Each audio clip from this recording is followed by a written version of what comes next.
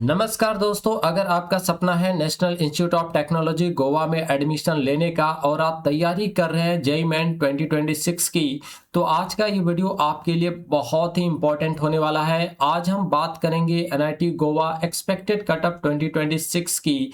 CSC, ECE, triple E और mechanical के लिए कितना रैंक चाहिए, मिनिमम सेफ रैंक क्या रहेगा और 2026 के लिए रियलिस्टिक प्रेडिक्शन क्या हो सकता है।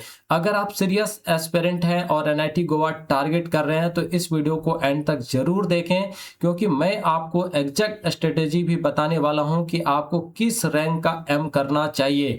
तो चलिए बिना टाइम वेस्ट किए शुरू करते हैं आज के इस सेशन को। तो दोस्तों, सबसे पहले हम यहाँ पे बात करेंगे academic program, quota, seat type, gender, opening rank and closing rank. तो ये जो आप डाटा यहाँ पे देख रहे हैं दोस्तों, ये 2024 का है और इधर जो डाटा आप देख पा रहे हैं ये 2025 का है। तो हम लोग 2024 और 2025 दोनों को कंपेयर करेंगे और कंपेयर करने के बाद हम लोग 2026 के लिए क्या हमारा रियलिस्टिक प्रेडिक्शन हो सकता है, इस पर हम यहाँ पे बात करने वाले हैं ब्रांच वाइज। ठीक है, तो यहाँ पे जो आपका कोटा रहने वाला है दोस्तों, ये ओएस कोटा के लिए हम यहाँ पे बात करने वाले हैं। यानी फाइनली अगर हम लोग बोले तो ओपन कैटेगरी के लिए यहाँ पे हम लोग बात करेंगे, है ना कि ओबीसी, एनसीएल या अदर कैटेगरी के लिए। ठीक है, तो देखिए सिविल इंजीनियरिंग की अगर हम लोग बात करते हैं तो 2024 में जो ओपनिंग रैंक देखने को मिला था वो आपका था दोस्तों 40,468 रैंक। लेकिन अगर हम लोग क्लोजिंग की बात करें तो 44,014 रैंक पर जो है 2024 में सिविल इंजीनियरिंग के अंदर क्लोजिंग देखने को मिला।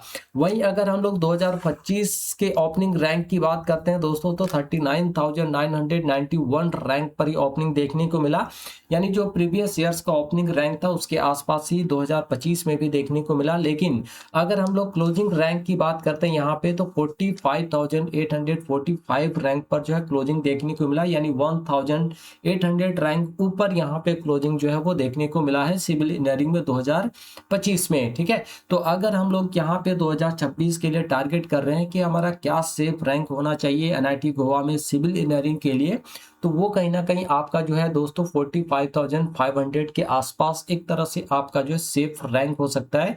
अगर इतना आपका रैंक है तो कहीं ना कहीं आपकी एंट्री जो है वो एनआईटी गोवा में देखने को मिल जाएगी 2026 में। ठीक है, अब हम लोग बात करते हैं सीएससी, यानी सभी का ड्रीम ब्रांच होता है सीएससी, है ना। तो इसका जो यहाँ पे ओपनिंग हुआ था 2024 में वो 7,914 रैंक पर देखने को मिला। वहीं अगर क्लोजिंग की बात करें तो 12,511 रैंक पर जो है दोस्तों यहाँ पे क्लोजिंग होता हुआ नजर आया था। वही अगर 2025 की बात करें तो ये जो ओपनिंग है वो कहीं ना कहीं आपका 10,279 रैंक पर देखने को मिला। लेकिन जो क्लोजिंग रैंक है दोस्तों वो आपका 13,640 रैंक पर जो है देखने को मिला 2025 में।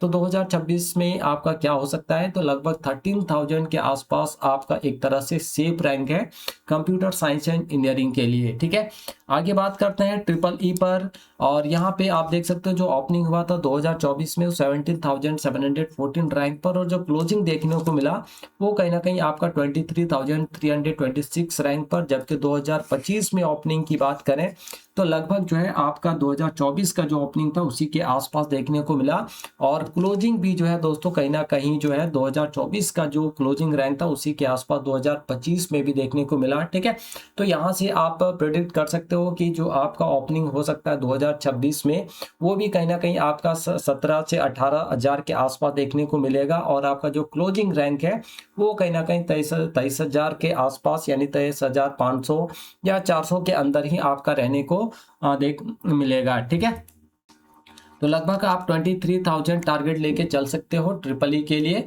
वहीं अगर हम लोग इलेक्ट्रॉनिक्स एंड कम्युनिकेशन इंजीनियरिंग की बात करते हैं इसी के लिए, तो यहाँ पे जो ओपनिंग हुआ था वो 14,870 रैंक पर, जबकि क्लोजिंग जो है आपका 16,935 रैंक पर देखने को मिला। लेकिन 2025 में यही ओपनिंग रैंक जो है वो 15,439 था और जो क्लोजिंग रैंक है वो यहाँ पे 17,673। यानी अगर एक तरह से इसी के लिए सेफ रैंक की बात करें तो कहीं ना कहीं वो आपका 17,000 है। ठीक है, नेक्स्ट बात करते हैं मैकेनिकल इंजीनियरिंग की। तो यहाँ पे जो ओपनिंग देखने को मिला था 24 में 25,708 रैंक पर और क्लोजिंग जो है दोस्तों आपका 31,124 रैंक पर। वही 2025 में ओपनिंग जो रैंक था वो 26,157, यानी 2024 के आसपास ही देखने को मिला और जो क्लोजिंग था वो आपका 32,819 रैंक के आसपास जो देखने को मिला। ठीक है, तो यहाँ पे आपका 32K जो है वो एक तरह से सेफ रैंक हो सकता है एनआईटी गोवा में मैकेनिकल इंजीनियरिंग के लिए। तो ये आपने 2024 का भी डाटा देखा और 2025 का, और इसके बेसिस पे आप यहाँ पे प्रेडिक्ट कर पाओगे दोस्तों कि एक्चुअल में जब जोसा काउंसलिंग होगा तो हमें कौन से ब्रांच को प्रेफर करना है। अगर एक्चुअल में हम एनआईटी पटना को यहाँ पे सॉरी एनआईटी गोवा को हम यहाँ पे अगर टारगेट कर रहे हैं, है ना, तो हमारा क्या हमारा जो रैंक आ रहा है उसके बेसिस पे हमें किस ब्रांच को प्रेफर करना चाहिए, यानी प्रेफरेंस में हमें कौन सा ब्रांच सबसे पहले डालना है ना, सेकंड में कौन सा ब्रांच डालना है, थर्ड में। तो ये सारी चीज़ें, अगर आपको पर्टिकुलर एनआईटी से और भी एनआईटी की वीडियो चाहिए तो वो ऑलरेडी हमारे चैनल में अपलोडेड है, तो वहाँ पे जाके आप पर्टिकुलर एनआईटी की वीडियोज़ को चेक कर सकते हो। और जब जोसा काउंसलिंग के टाइम में आप चॉइस फिलिंग करोगे तो वो आपको कहीं ना कहीं बहुत ज़्यादा हेल्प करने वाला है। ठीक है, तो अब हम लोग बात यहाँ पे कर लेते हैं कि मान लीजिए अगर हम लोग 2026 में मिनिमम सेफ रैंक की बात करें कि कम से कम हमें हमारी एंट्री जो एनआईटी गोवा में हो जाए, उसके लिए हमारा कितना मिनिमम रैंक होना चाहिए, ताकि हमें अगर ड्रीम ब्रांच नहीं, कोर ब्रांच नहीं, तो कम से कम कोई भी ब्रांच हमें यहाँ मिल जाए, लोअर ब्रांच भी मिल जाए, सिविल इंजीनियरिंग मिल जाए। ठीक है, तो यहाँ पे आपको टारगेट करके चलना है दोस्तों 45 के, है ना, यानी 45,000 के अंदर ही रहने की कोशिश करनी है 2026 में। अगर आप 45,000 के अंदर आपका रैंक आ जा रहा है तो कहीं ना कहीं आपका एडमिशन जो एनआईटी गोवा में देखने को आसानी से मिल जाएगा, है ना, लोअर ब्रांच में। ठीक है, तो दोस्तों ये था एनआईटी गोवा एक्सपेक्टेड कटअप 2026 का पूरा एनालिसिस। अब आपको क्लियर आइडिया मिल गया होगा कि एनआईटी गोवा में एडमिशन के लिए लगभग कितना रैंक सेफ माना जा सकता है। याद रखिए जितना लोअर रैंक उतना ज़्यादा सेफ सीएससी और टॉप ब्रांचेस के लिए कंपटीशन बहुत हाई रहता है दोस्तों, है ना। तो हमेशा एक्सपेक्टेड कटअप से बेहतर मार्क रैंक जो है आपको टारगेट करने यहाँ पे।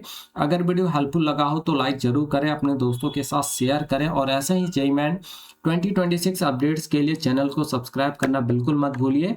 नीचे कमेंट करके जरूर बताइए कि आपका टारगेट ब्रांच कौन सा है और आपका एक्सपेक्टेड रैंक क्या है।